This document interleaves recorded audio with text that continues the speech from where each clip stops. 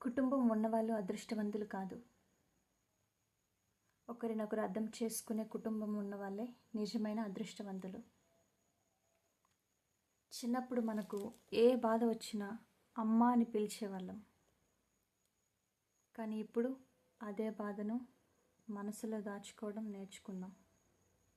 నాన్న బయటకు ఎంత కఠినంగా కనిపించినా కుటుంబం కోసం తన కలలను, ఇష్టాలను మౌనంగా త్యాగం చేస్తాడు.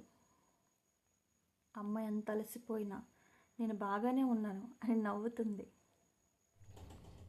తోబుట్టువులతో గొడవలు ఉంటాయి, కానీ అవసరం వచ్చినప్పుడు ముందుగా నిలబడేది వాళ్ళే.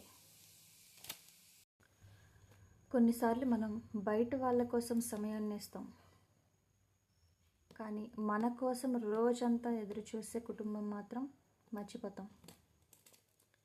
డబ్బు ఎప్పుడైనా సంపాదించవచ్చు, కానీ సమయం తిరిగి రాదు. అందుకే ఈరోజే ఇంటికి వెళ్ళి ఒకసారి మీ అమ్మ నాన్నల్ని హత్తుకోండి. ప్రపంచం మొత్తం నీకు వ్యతిరేకంగా నిలబడినా చివరి వరకు నీ వెంట నిలబడేది నీ కుటుంబం, నీ ఫ్యామిలీ మాత్రమే. అర్థమైందా?